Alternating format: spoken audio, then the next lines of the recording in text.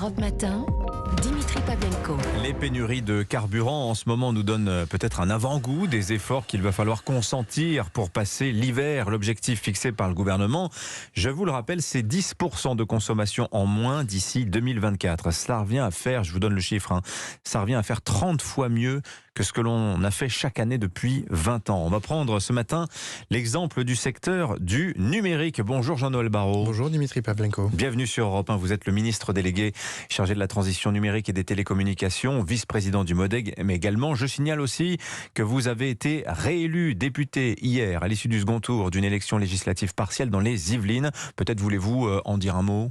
Bon, écoutez, c'est une satisfaction. C'est un score qui nous honore et qui nous engage à poursuivre le travail engagé. C'est aussi une lourde sanction pour la NUPES qui régresse de 7 points. Et c'est une sanction contre un comportement qui consiste à préférer le désordre au débat, l'outrance au dialogue et puis l'obstruction plutôt que le compromis. Donc tout ça, j'espère, appellera un certain nombre de mes collègues parlementaires à l'Assemblée nationale de la NUPES à un peu de responsabilité. Alors d'ailleurs, je signale aussi que c'est votre suppléante donc, qui siégera au Palais Bourbon. Venons-en au plan de sobriété présenté mercredi dernier, Jean-Noël Barrot. Le numérique, évidemment, est évidemment dans la boucle. Quels engagements le secteur va-t-il prendre ? Et qu'est-ce que vous, gouvernement, attendez de la filière du numérique qui, par définition, est un gros consommateur d'électricité ? Oui, mais je crois qu'on attend de ce secteur, comme de l'ensemble des secteurs, les efforts nécessaires à réduire la consommation énergétique pour que la France diminue de 10% cette consommation à l'horizon des 2 ans et que nous puissions traverser cet hiver et peut-être l'hiver prochain sans avoir à prendre des mesures de dernier recours. Et s'agissant du numérique, les acteurs ont avant l'été pris de premiers engagements s'agissant de la lumière dans leurs bureaux, dans leur commerce, mais aussi de la température dans leur bureau. Oui. Et ils ont pris de nouveaux engagements sur la mise en veille automatique des box, sur la réduction de la consommation électrique de leur réseau, et puis pour certaines entreprises du numérique également, l'engagement de faire un bilan carbone dès l'année 2023 pour être en mesure de réduire effectivement leur consommation. Alors les box notamment, alors ça en l'occurrence ce sont les opérateurs télécom. Est-ce que ce sera transparent pour le consommateur ? Est-ce que lui va avoir une différence dans l'utilisation de sa box internet ? Est-ce qu'elle va s'éteindre toute seule la nuit, pilotée à distance par l'opérateur ?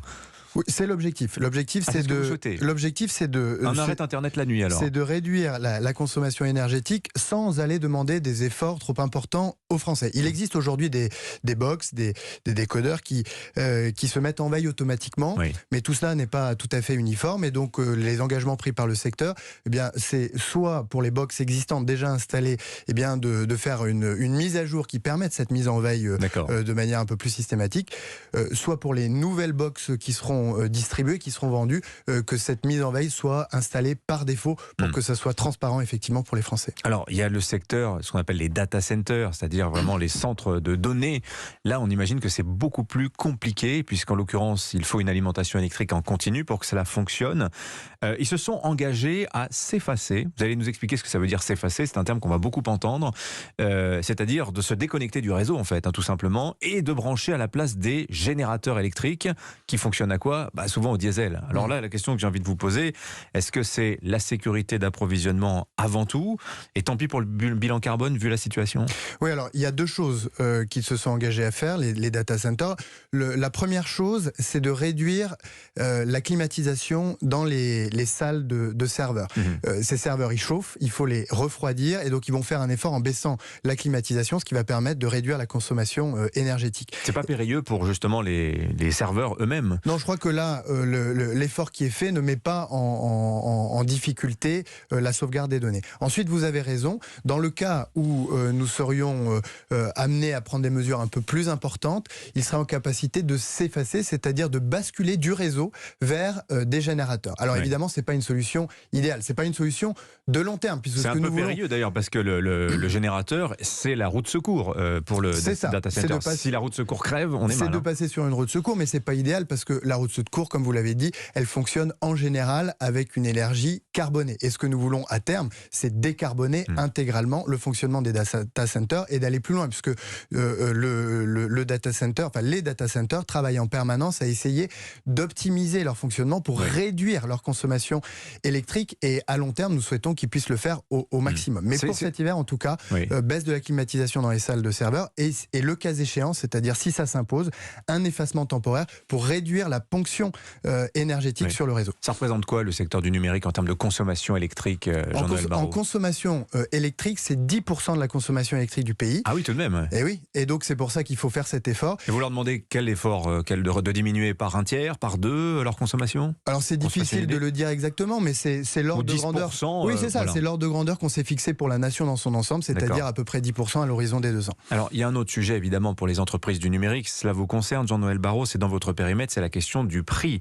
Je vous donne l'exemple de Laurent Vronsky, le patron d'Ervor. Alors lui il fabrique des compresseurs, c'est pas le secteur du numérique, mais bon, il est client des énergéticiens. Lui dit, c'est simple, mon mégawattheure, je le payais 50 € l'année dernière. Là, son énergéticien va le contacter, c'est 3000 € le mégawattheure. C'est x 60. Comment on fait ? C'est ce que le président de la République, avec Bruno Le Maire, est en train de faire au niveau européen, c'est-à-dire de mettre fin à cette situation très conjoncturelle, mais très inquiétante pour les acteurs du secteur du numérique comme pour d'autres, du fait de la très forte hausse des prix du gaz. Qu'est-ce que vous demandez à Bruxelles très concrètement là ?